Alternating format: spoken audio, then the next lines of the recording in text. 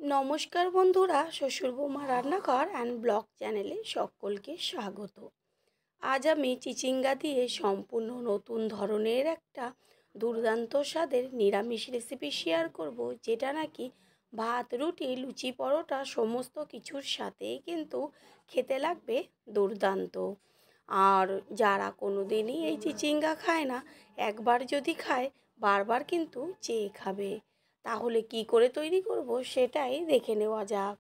এখানে আমি নিয়েছি চিচিঙ্গা, আর চিচিঙ্গাগুলোকে ভালো করে জল দিয়ে ধুয়ে নিয়েছি। এবার চিচিঙ্গাগুলোর কিন্তু গায়ের থেকে খোসাগুলোকে ছুরির সাহায্যে চেঁচে নেব। এখানে চিচিঙ্গাগুলোর গায়ের থেকে কিন্তু খোসাটা ছাড়িয়ে নিয়েছি। সামান্য ছুরি দিয়ে কিন্তু চিচিঙ্গার গায়ে ঘষে নিলেই খোসাগুলো উঠে আসবে। এবার মাঝখান থেকে অর্ধেক করে লম্বা করে কেটে নিয়ে তারপরে একটু মোটা মোটা করে কেটে নিয়ে ফিরে আসছি। চিচিঙ্গাগুলো একটু বেশ মোটা মোটা করে কেটে নিয়েছি। এবার আরও একবার জল দিয়ে ধুয়ে নেব। এরপর চিচিঙ্গাগুলোকে সামান্য জল দিয়ে তার মধ্যে লবণ দিয়ে একটু ভাপিয়ে নেব।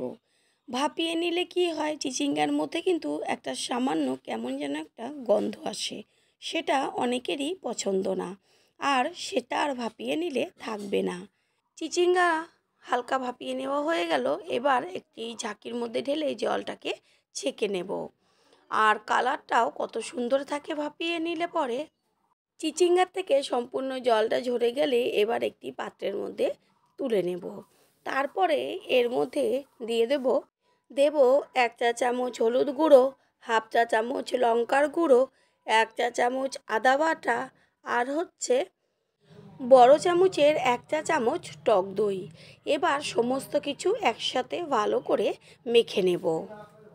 পুরনো বন্ধুতে সবসময় আমাদের পাশে এইভাবে ভালোবেসে থাকার জন্য অনেক অনেক ভালোবাসা।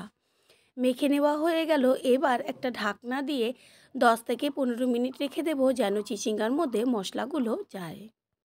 আর এই দিকে গ্যাসের ওভেনে কড়াই বসিয়ে একটা স্পেশাল মশলা তৈরি করব। সেটা হচ্ছে দিয়ে দিচ্ছি 1 চা চামচ গোটা ধনে, 1 চা চামচ গোটা জিরে, আর দিচ্ছি গোটা গরম মশলা, যেমন দারচিনি, এলাচ, গোলমরিচ, আর একটা জয়িত্রী। দেব 1 চা চামচ মৌরি। এবার গ্যাসের ফ্লেম লোতে রেখে মশলাগুলোকে ভেজে নেব। আর মশলাটা বেশ যখন সুগন্ধ একটা বেরোবে, ঠিক তখনই কিন্তু অফ করে দিতে হবে। রান্নার মধ্যে আমরা যদি মশলাটা একটু ভিন্নভাবে যদি ব্যবহার করে রান্নাটা করি, তাহলে কিন্তু একঘেয়েমি ভাবটাও চলে যায়, আর রান্নার টেস্টটাও হয় ভীষণ সুন্দর।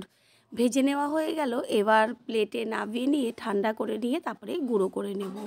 আর এদিকে কড়াই বসিয়ে কড়াইটা গরম করে নিয়ে দিয়ে দেব সামান্য সর্ষের তেল।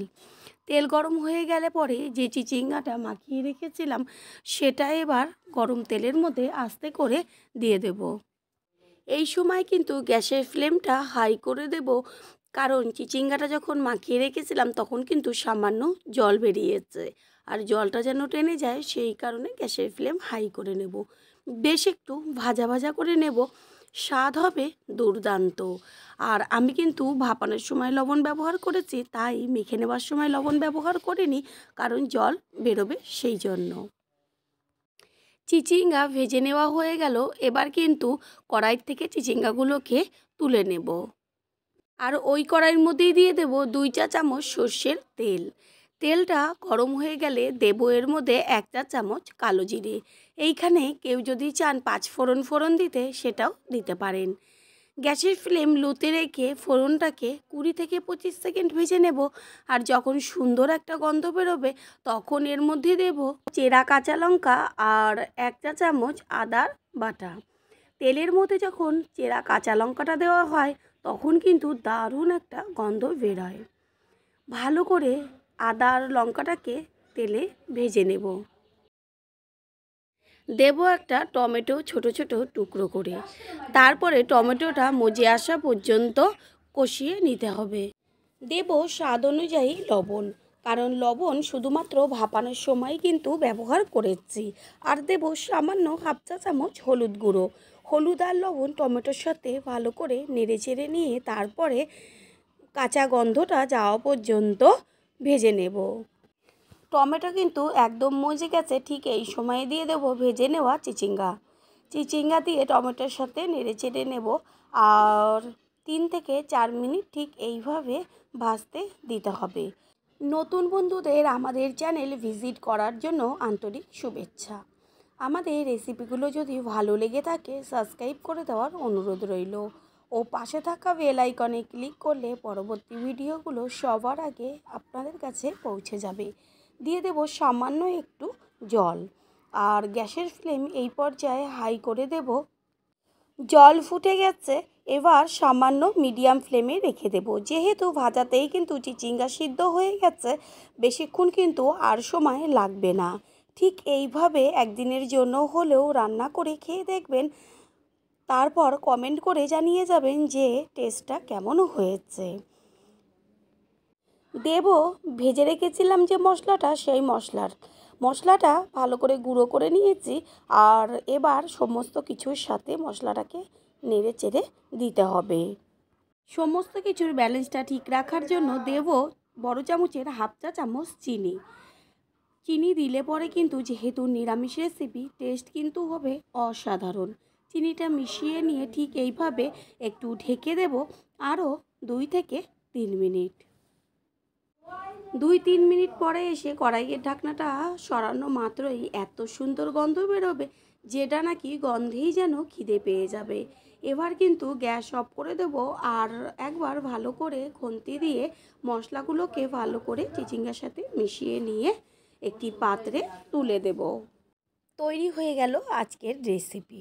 আশা করি রেসিপিটি ভালো লাগলো, আর যদি ভালো লেগে থাকে একটা লাইক, কমেন্ট, পারলে একটা শেয়ার করে অবশ্যই জানাবেন।